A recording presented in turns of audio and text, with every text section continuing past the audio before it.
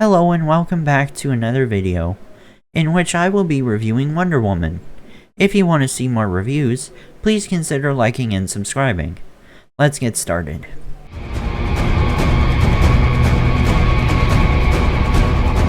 Diana Prince gets a picture plate of herself and 4 soldiers taken during World War I from Wayne Enterprises in modern-day Paris, forcing her to reflect on her history. Diana, the daughter of Queen Hippolyta, is reared on the secluded island of Themyscira, which is home to the Amazons, female warriors created by the Olympian gods to guard humanity. Hippolyta tells Diana about their past, including how Ares got envious of mankind and arranged its annihilation. When the other gods tried to stop him, Ares slaughtered them all but Zeus, who used the last of his might to wound Ares and compel him to flee. Zeus left the Amazons a weapon, the God Killer, before he died to prepare them for Ares' return. Hippolyta grudgingly agrees to let Diana be trained as a warrior by her sister General Antiope. Diana, now a young lady, saves U.S. pilot Captain Steve Trevor after his plane crashes off the shore of Themyscira in 1918. German forces who had been chasing Steve quickly overran the island. The Amazons destroy the German invasion force at great cost, with Antiope sacrificing herself to save Diana. Steve is grilled by the lasso of Hestia and admits that the outside world is engulfed in a massive war and that he is an Allied spy. He has taken a notebook from the Germans' leading chemist, Dr. Isabelle Marou, who is working under General Erich Ludendorff's orders to develop a more lethal type of mustard gas. Diana, believing Ares is to blame for the conflict, arms herself with a God-Killer sword, lasso, and armor before leaving Themyscira with Steve to find and stop Ares for good.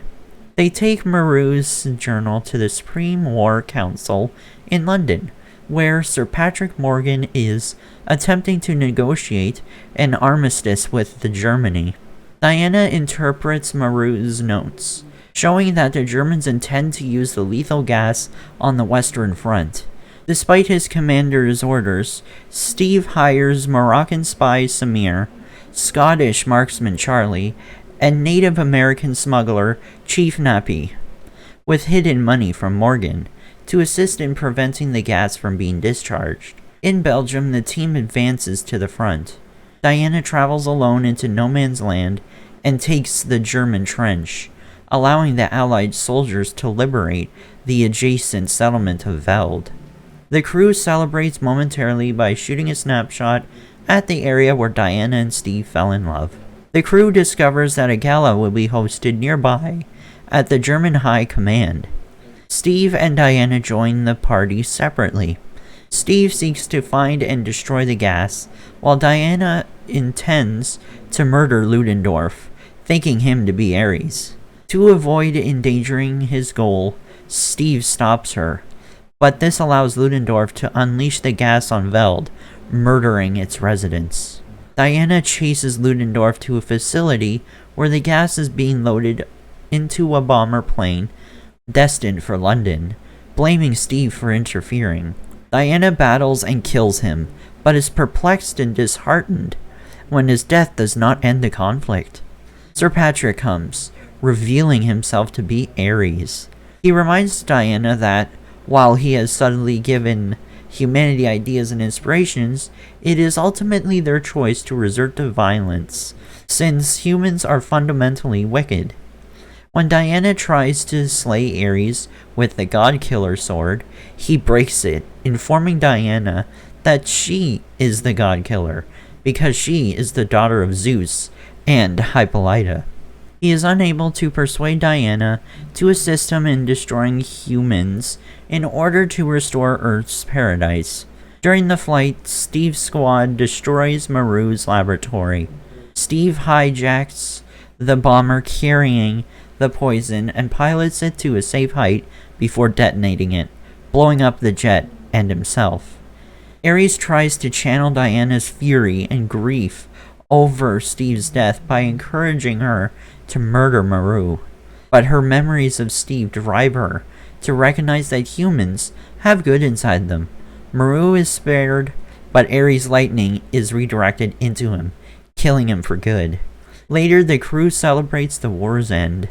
Diana sends an email to Bruce in the present day, thanking him for the image of her and Steve.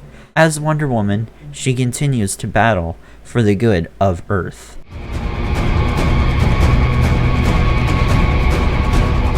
Let us begin with the most significant character, Wonder Woman. I haven't read the Wonder Woman comics, but this is a fantastic portrayal of the character. I personally believe that Gal Gadot is the ideal Wonder Woman casting. Nevertheless, I have heard the criticism that she lacks the necessary physicality. To be honest, I don't think it's a huge problem. I know she's incredibly muscular in the comics and video games, but this is a new interpretation of Wonder Woman, and she can have a different physicality. Wonder Woman always appears to be ready for a battle, which I think is amazing, because she always stands up for the greater good, even when everyone else is against her and ends up doing the right thing. This is something I really liked about her character in this movie. A lot of people would put her down because they think she doesn't understand or isn't strong enough to take care of herself, and by the end of the movie, she proves every single person in her life wrong, and I really admire her for that. I admire how she never gave up and battled even though the odds were stacked against her. Given what she has been told about the outside world, you can clearly feel her sympathy for humanity in this film. She does lose her sympathy for a little while, but she eventually recognizes that everyone deserves a second opportunity. Steve Trevor is the second main character. As previously stated, Steve Trevor is a British spy. He makes an excellent supporting character in my opinion. I appreciate how they make his character very understanding of Wonder Woman's situation, given that she is new to this new environment, and how he is really supportive of her and helps her learn how things operate. He's the type of person that, like Wonder Woman, gets things done, even if it means risking his life. I thought it was admirable of him to sacrifice himself at the conclusion of the film for the greater good. Even though she doesn't have a large role in this film, I feel compelled to discuss her character, Wonder Woman's mother, Hippolyta. To be honest, I felt her character was just okay, and her reasons were completely illogical. I know this should be in the negative area of the video, but I think this critique fits extremely well for the character section. It is believed that the women of Themyscira were placed there to defend the world, yet it appears that during a world war, she encourages her people not to fight. So am I correct in thinking that she's going entirely against what they stand for? And what's the point? Also, it's strange that Wonder Woman was supposed to be the one to defeat Ares and rescue the world, but her mother chooses not to tell her. Hippolyta, in my opinion, should have told her about this, since she could have trained harder and more if she knew what she was capable of, giving her a greater chance against Ares. I understand she was trying to protect her kid, but it's as though Ares may destroy the entire globe, and Diana is the only one who can stop it, so why not inform her sooner so she can get more powerful? Yes, she did say that if Diana knew, Ares would be more likely to know where they were, but my opinion remains unchanged. Let us now discuss Ares, the major antagonist. I must admit that I'm disappointed in his character.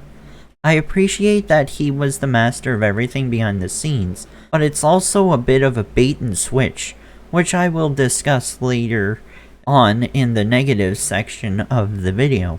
Anyway, I was dissatisfied with Ares since he didn't appear much in the film. We barely saw him in the final 10 minutes of the film, only to watch him beat up Wonder Woman and then lose. He gave Wonder Woman his cliched spiel about how he wants the world to go to war so that everyone can murder each other and we can rebuild the planet.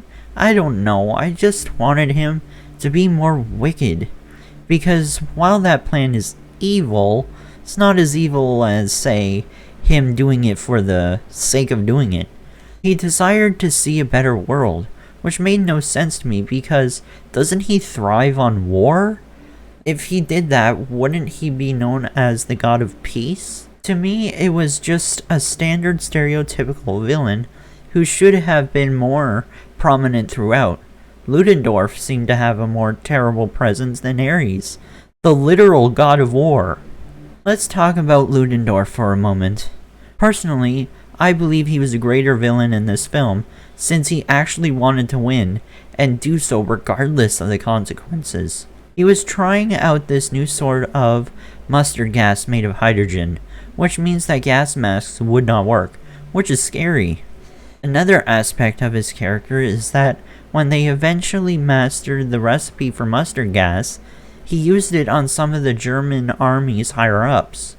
This simply goes to demonstrate how dangerous this individual was, since he would go as far as killing his superiors because they said something he didn't like.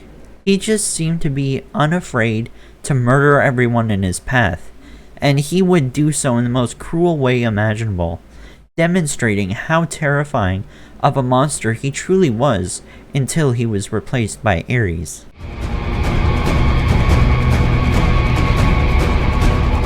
There are many great moments in this film, but I'll just mention the ones that truly jumped out to me. Training is something I'd like to see more of. I enjoy how they show us at the start of this film how Wonder Woman matured through time and how well she battled. I applaud her for making the decision to start training when she was a youngster. I liked how they portrayed her striving and pushing through the difficulties, as well as her mother wanting to dissuade her from doing what she thought was right. I liked how it showed Wonder Woman's suffering, because it made it so much better when we saw her succeed in No Man's Land later in the film, and it was such a beautiful payoff. I understand that movies are doing it more and more these days, but they need to continue showing us a character's obstacles as they train to be great, rather than just being better than everyone else right away. The finest part in this movie was when we first saw Wonder Woman fighting. It was very thrilling to witness how everyone was afraid of her entering No Man's Land, believing she was going to terminate herself right there. To them, Wonder Woman finally shattered the deadlock that had been placed for over a year. The combat sequence in which she was in the building beating up all those Germans was also really satisfying. I'd also like to say that I'm a total Zack Snyder fanboy. Not the toxic kind, but one of the real fans of his films. Particularly the slow motion scenes. The slow motion visuals in this film were outstanding. I absolutely adore how, when she was battling two of the Germans, she did a spin move that they slowed down, and it was so awesome to witness. We don't see enough slow motion shots in movies these days, and I sincerely hope that they start doing so again. Those were the greatest parts in the film, in my opinion. I only mentioned two sequences that stood out to me, but that's because this film was so amazing all over that there were simply too many to count that were very cool.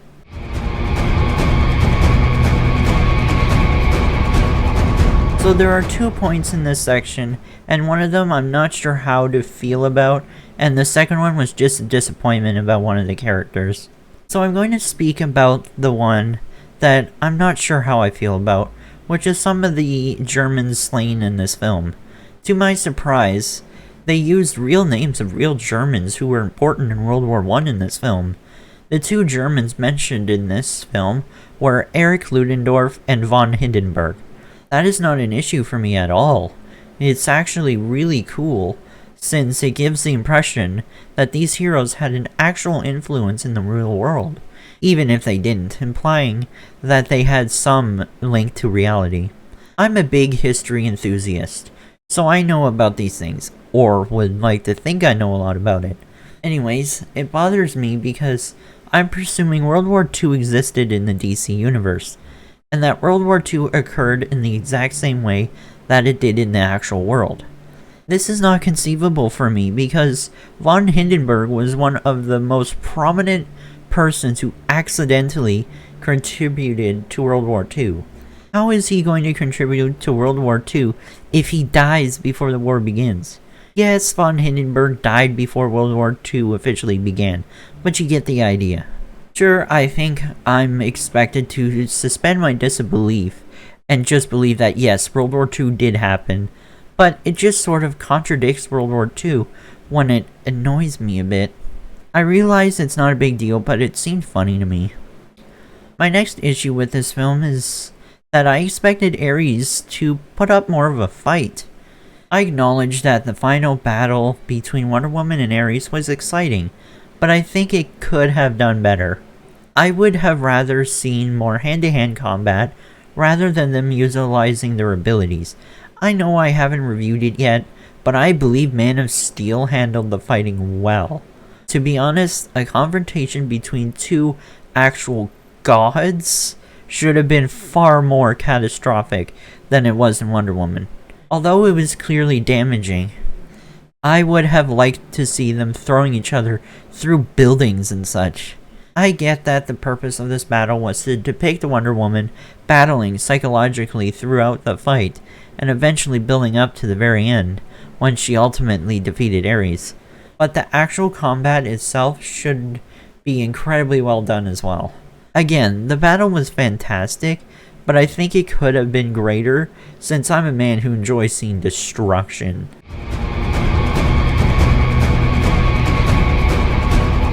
So how would I rate Wonder Woman in the end? All of the characters were incredibly well done, except Wonder Woman's mother, who had a strange sense of morality, and the main enemy wasn't as evil as he could have been. Aside from those flaws, I felt this film was wonderful. It had some really intense training, as well as some great Wonder Woman battle sequences. I like witnessing her character grow from being a sheltered character, which to be fair wasn't her fault, to becoming a hero and standing up for something. I'm giving Wonder Woman an 8 out of 10. There were some factual mistakes, but for movies like this you have to suspend your disbelief, and the film was amazing. Wonder Woman 1984 will be my next review. Thank you for watching, and if you enjoyed what you watched, then please like and subscribe.